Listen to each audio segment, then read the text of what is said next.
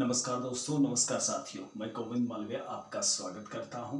और जैसा कि आप जानते हो कि हम राजस्थान के भूगोल की सीरीज चला रहे हैं, जिसमें हमने राजस्थान के परिचय से लगाकर राजस्थान के भौगोलिक प्रदेश अर्थात भौतिक प्रदेशों की चर्चा की।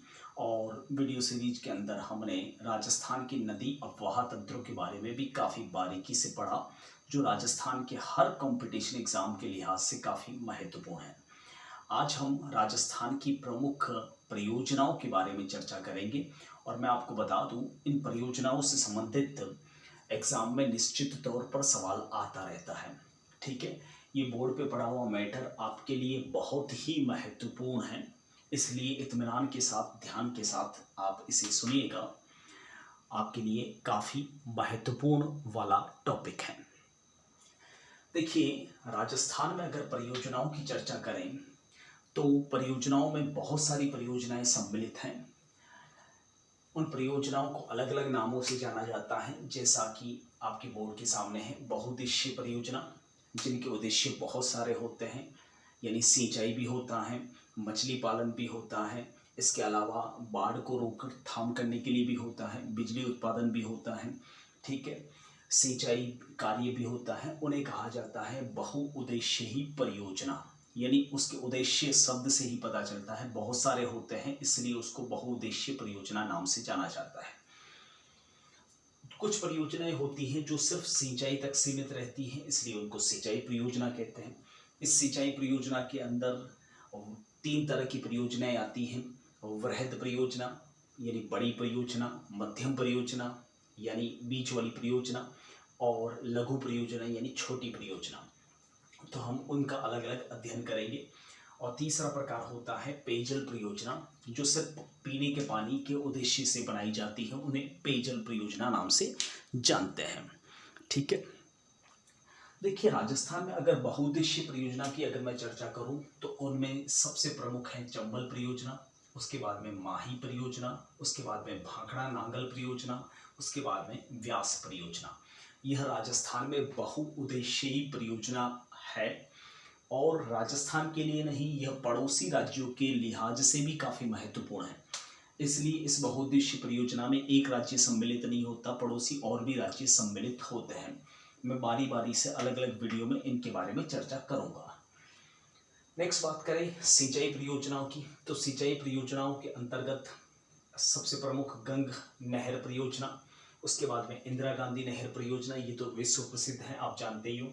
देखिए, इंदिरा गांधी नहर जो है वह राजस्थान की परियोजना है और यह सिंचाई परियोजना है, ध्यान रखना। राजस्थान की सबसे बड़ी सिंचाई परियोजना इंदिरा गांधी नहर परियोजना है। इसके अलावा नर्मदा नहर परियोजना, ये सिंचाई परियोजना के अंदर वृहद परियोजनाओं में शामिल है। और पेयजल परियोजना में सबसे प्रमुख शामिल है, वह है बीसलपुर परियोजना, जो पीने के पानी के लिए मुख्य है। उसमें से आज इस वीडियो के अंदर हम चर्चा कर लेते हैं चंबल परियोजना के बारे में। हालांकि चंबल परियोजना के बारे में और चंबल नदी के बारे में हमने नदियों के अपवाह तंत्र के अंतर्गत पूरी बारीकी से एक एक पॉइंट पर चर्चा की है, ऑलरेडी कर रखी हैं। आप इस वीडियो की प्लेलिस्ट में जाकर देख सकते हैं। चंबल नदी की हमने बारीकी से बात की है। देखिए, चंबल परियोजना की बात है, यहाँ पर चंबल नदी की बात नहीं है। यानी चंबल नदी के ऊपर सरकारों ने मानव कल्याण, जीव कल्याण के लिए क्या कार्य किए, वो सारी चीजें हम इस टॉपिक में चर्चा करने वाले हैं। देखिए, चंबल परियोजना है वह राजस्थान और मध्य प्रदेश की समान भागीदारी वाली परियोजना है। अभी अभी मैंने कहा था, बहुउद्देशीय परियोजना जो है वह किसी एक राज्य की नहीं होती, वह 2 संयुक्त राज्यों की या उससे भी अधिक संयुक्त राज्यों की होती है। ठीक है, तो चंबल परियोजना जो है वह राजस्थान और मध्य प्रदेश की समान भागीदारी वाली परियोजना कहलाती है। इसमें राजस्थान का हिस्सा 50% है और खर्च भी 50% है, और मध्य प्रदेश का भी हिस्सा और खर्च 50-50% है। ठीक है, तो इस तरह से भी सवाल बनाया जा सकता है, डायरेक्ट ना पूछ के, जैसे कि आप उम्मीद करते हो कि आजकल एग्जामिनेशन बोर्ड आपको डायरेक्ट सवाल पूछ लेगा। नहीं, डायरेक्ट सवाल ये बनता है कि चंबल परियोजना किन राज्यों की परियोजना है, तो सीधा सवाल है और सीधा उत्तर राजस्थान और मध्य प्रदेश की परियोजना। अगर आपसे घुमा के सवाल पूछा जाए, और अक्सर पूछते भी हैं, अधिकांश आजकल घुमा के सवाल ही दिए जाते हैं, अगर आपसे पूछा जाए कि राजस्थान की कौन सी ऐसी परियोजना जो किसी दूसरे राज्य के साथ समान भागीदारी वाली परियोजना है, तो आपका उत्तर होगा चंबल परियोजना। यानी चंबल परियोजना के अकॉर्डिंग पूछा जाए या फिर समान भागीदारी वाली परियोजना पूछा जाए तो चंबल परियोजना है। ठीक है, इस चंबल परियोजना के अंदर चर्चा करने से पहले एक बात मैं आपको बता दूं, हमने लास्ट वीडियो सीरीज के अंदर नदियों के अफवाह तंत्र के अंदर ये चर्चा की थी कि चंबल पर 4 बांध बनाए हुए हैं।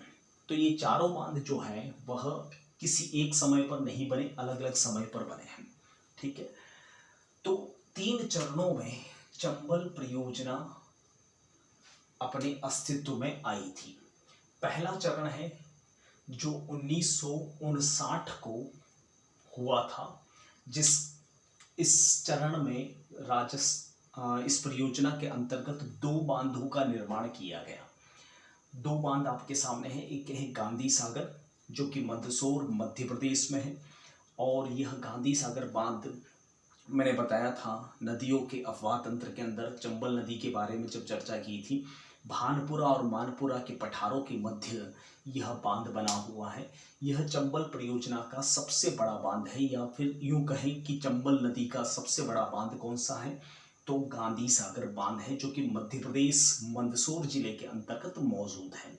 ठीक है, चंबल परियोजना का सबसे बड़ा बांध है, और इसकी कुल विद्युत उत्पादन क्षमता है वह 115 मेगावाट है। ठीक है, इसकी कुल विद्युत उत्पादन क्षमता 115 मेगावाट है गांधी सागर बांध की, जो कि मंदसौर मध्य प्रदेश में है। दूसरा है इसी चरण में एक और बांध बनाया गया, कोटा बैराज, जो कि कोटा जिले के अंदर है। ये विद्युत उत्पादन के लिए नहीं बनाया गया, यह कोटा शहर को पेयजल आपूर्ति करने के दृष्टिकोण से बनाया गया। देखिए, मैंने क्या कहा था, बहुउद्देश्य परियोजना जिसके उद्देश्य बहुत सारे होते हैं, तो पेयजल के लिए भी, मछली पालन के लिए भी, ठीक है, बाढ़ को रोकने के लिए भी, और साथ साथ में ये विद्युत उत्पादन के दृष्टिकोण से भी। तो यह बहुउद्देश्य परियोजना है, तो स्वाभाविक सी बात है पेयजल आपूर्ति के लिए जो बांध बनाया गया वह कोटा बैराज है, जो कि प्रथम चरण में 1959 में निर्मित किया गया था। अब बात करते हैं दूसरे चरण की। दूसरा चरण जो है इसका शुरू हुआ था 1970 को, जिसमें एक बांध बनाया गया राणा प्रताप सागर। ये राणा प्रताप सागर जो है वह चित्तौड़गढ़ जिले के अंदर है। ध्यान रखना, इस बांध की विशेषता ये है कि यह जल भराव दृष्टिकोण से राजस्थान में सबसे बड़ा बांध है। सबसे ज़्यादा जल की क्षमता इसी बांध में है राजस्थान में, और इससे कुल बिजली का उत्पादन होता है 172 मेगावाट, जो राजस्थान में सबसे अधिक है। और सारी नदी परियोजनाओं में सबसे अधिक जो विद्युत उत्पादन होती है वह राणा प्रताप सागर बांध से होती है, 172 मेगावाट। अब बात कर लेते हैं तीसरे चरण की। तीसरा चरण जो कंप्लीट हुआ था वो 1972 में हुआ था। इस चरण के अंतर्गत एक बांध बनाया गया जवाहर सागर बांध, जो इस चंबल नदी का चौथा बांध है। ठीक है, और यह जवाहर सागर बांध जो है वह कोटा जिले में है।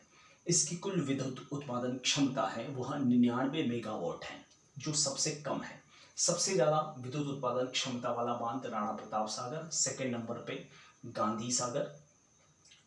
राणा प्रताप सागर 1970 में बनाया गया, गांधी सागर है वह बनाया गया 1949 में, और सबसे कम विद्युत उत्पादन क्षमता वाला बांध 1972 में वह बनाया गया जवाहर सागर बांध।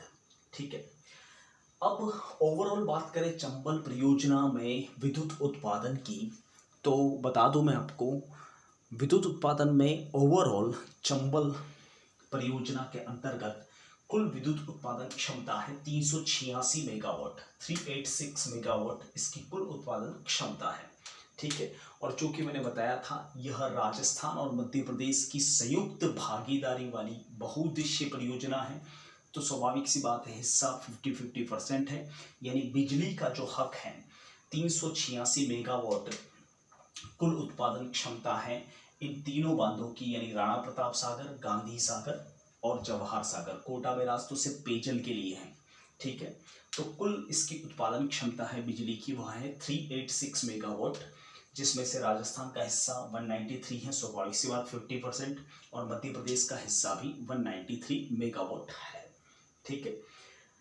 एक चीज यहाँ पर और चर्चा मुझे करनी थी, वो ये है कि चंबल नदी की इस बहुउद्देशीय परियोजना के अंतर्गत 2 नहरें बनाई गई हैं सिंचाई के लिए, और वो 2 नहरें हैं, एक बाईं ओर से मुख्य नहर और एक दाईं ओर से मुख्य नहर, लेफ्ट वाली नहर और राइट वाली नहर, ठीक है।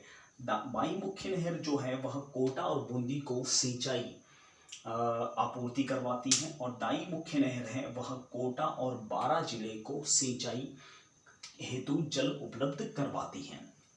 कुछ नहरें यहाँ से लिफ्ट नहरें भी बनाई गई हैं, जो कुल मिला के 9 लिफ्ट नहरें हैं। देखिए, लिफ्ट नहर आते ही दिमाग में एक शब्द आता है कि होती क्या है लिफ्ट नहर। मैं आपको समझा दूं लिफ्ट नहर क्या होती है। देखिए, लिफ्ट नहर उसको कहते हैं जैसे कि कभी कभार जो पानी होता है वह ढलान पे चढ़ाना होता है, ठीक है। तो क्या किया जाता है लिफ्ट नहर में, पहले पानी स्टोरेज किया जाता है, ठीक है। इस निचले वाले स्थान पर पानी स्टोरेज किया जाता है और यहाँ से पंप के माध्यम से उस पानी को लिफ्ट किया जाता है, यानी चढ़ाया जाता है, और चढ़ाने के बाद वहाँ से ढलान से उतारा जाता है, ठीक है। उसको कहा जाता है लिफ्ट नहर।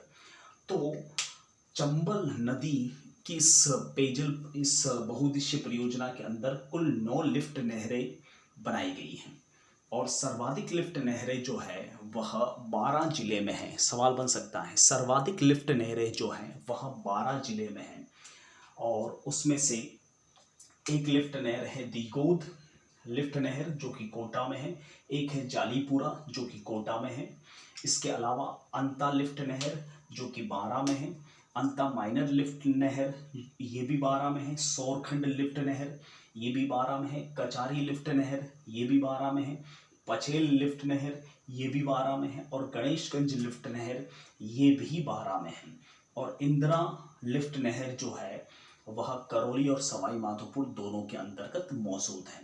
देखिए, इंदिरा लिफ्ट नहर और इंदिरा गांधी नहर परियोजना फर्क है, मिक्स मत कर देना।